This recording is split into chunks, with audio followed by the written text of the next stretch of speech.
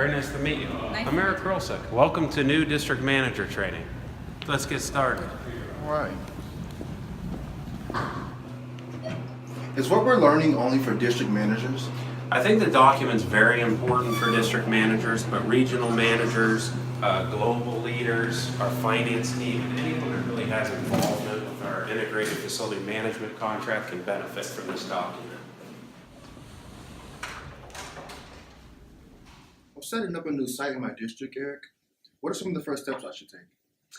Great question. The first thing that we really need to consider is, from a financial perspective, is to set up what we call the baseline. The baseline is really, when we look at a year or an annual period, it's the components that make up the total cost of the site today. So typically we have maybe 12 categories. For simplicity, I'm going to show you a couple here. Security, maintenance, cleaning, and labor. We want to look back at the past several years and get a history of cost. And you see here as an example, we have $300,000 worth of cost. And we typically compile these from invoice copies, purchase orders, historical payments. And this really needs to be in conjunction with our vendor. We agree that number and that becomes our cost baseline. Now, one of the key areas that we like to do in this baseline is to break it into two components. So when you think of controllable expenses, you think of costs that typically recur year to year. And most of them are going to be in this category fixed. So we'll have a security contract that's maybe 24/7 and it costs us $100,000 for X number of guards. In a few cases, we're going to have some areas maybe in cleaning where they may be one-off cleaning that may be recurring, but we're not sure what the exact number is going to be. We're going to do our best guess to put the estimate in there. There are some things that maybe are catering that also would be in this category. So you provide coffee, may not be fixed. We'll put in that variable column here to create our total cost baseline. What questions do you have so far? So Eric, you talked about all of the recurring costs. What happens if it's just a one-time cost? How do we handle those? Great question. So when we establish the baseline, we typically will not establish a baseline for non-controllable. These are items we call as non-controllable. They're up, down every year. We don't really have historical data. We can't project. So what we do at the budget time, we really have three options. The first is we do a ground up, bottoms up approach. A lot of times that's difficult because there are a lot of surprises we just don't know. The second option is we take an estimate based off of benchmarks we've taken from external sources to create a non-controllable bucket as a percentage of our controllable bucket. The third piece, as we gain more experience going through this program, is to have benchmarks from our GE portfolio that we can set a non-controllable estimate for. Answer your question? Yes, it does. Thank you.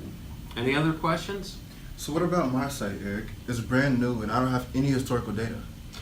It's a tough one. There are a couple things that we typically do. So first off, if we're in a position where we can get good estimates from our providers, we'll use those to build these categories in the baseline. Other times we may have to use some of our other sites as benchmarks, which is also a good source. But what we'll do throughout the year is we'll monitor those costs and create a change control to get to a proper budget. I'll talk about change controls in a moment.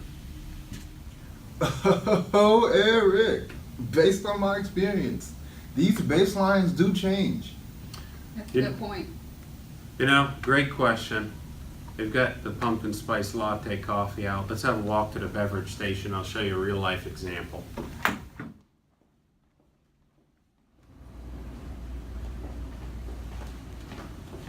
Oh, wow, this is really nice. Oh, I love pumpkin spice.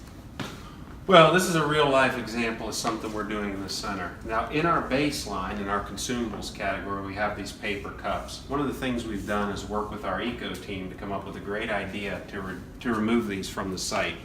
So essentially, we won't have these cups anymore. Once that activity has taken place, we're going to make what we call a change control adjustment. A change control adjustment for the year will take these cost of these cups and then remove it from the baseline. Curtis, one pump or two? Make mine 3, Eric. Is it good? Has a bit of kick to it.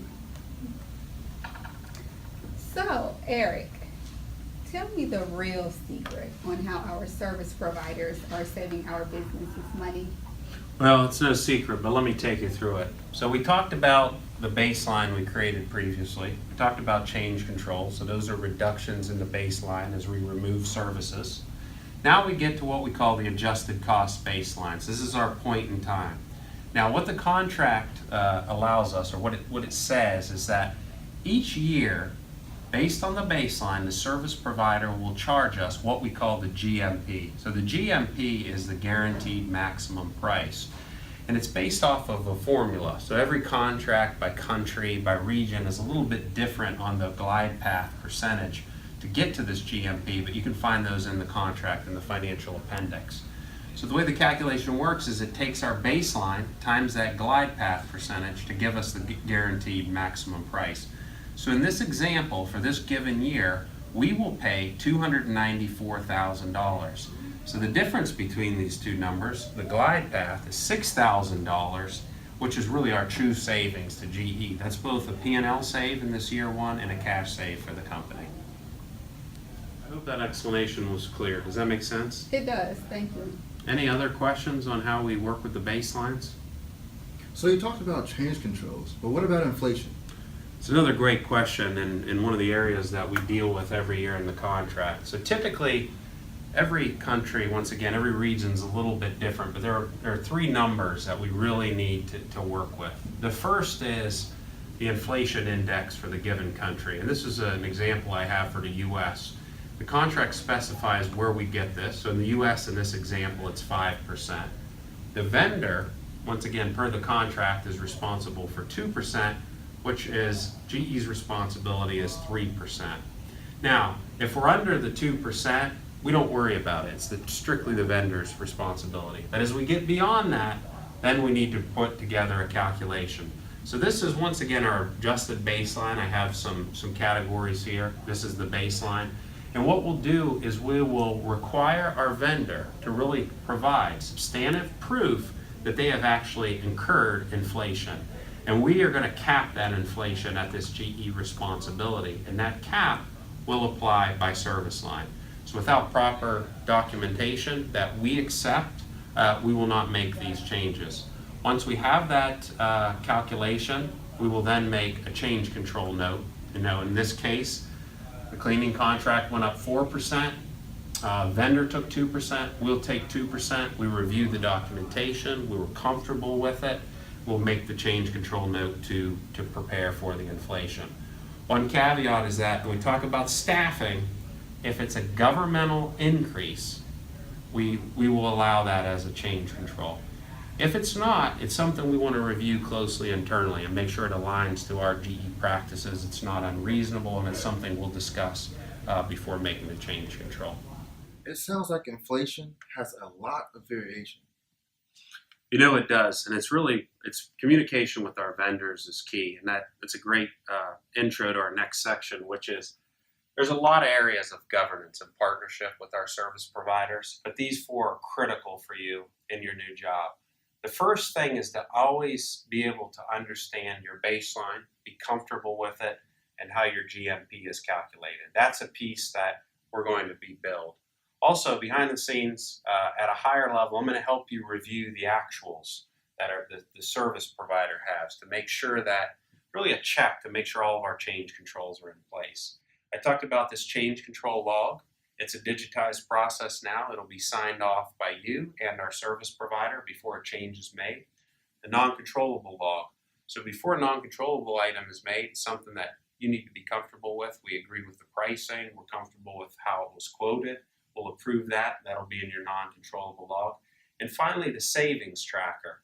And the savings tracker is a little different. So if there's a change in the baseline, we'll make a change control. But if the vendor brings a savings initiative to us, it's going to be recorded and approved in the savings tracker. So once again, these are the four key areas that we really want to review on a quarterly basis with our service provider.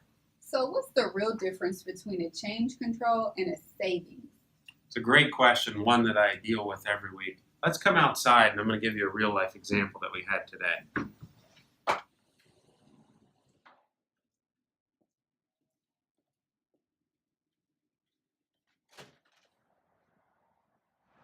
So this is a real life example of something we're dealing with today. This These plants are part of our ground maintenance budget, which was included in our baseline. Now, if the vendor can deliver this product to us at a lower cost, we'll count it as savings. We'll put that on our savings tracker, we'll agree it, and then we'll continue to pay what I call the GMP. However, if we decide to remove these plant items, we'll go ahead and book a change control request to remove it from our baseline. Does that answer your question? It does. Okay, great. I want to thank you for attending the training today. I want to let you know that we're always here. It's a partnership between Global Operations Property, our service delivery team, our districts. And anytime you have a question, please feel free to reach out to us and we will provide the answer. And as we solicit your feedback, we'll continue to improve on our process documents, update them with best practices and lessons learned. Thank you.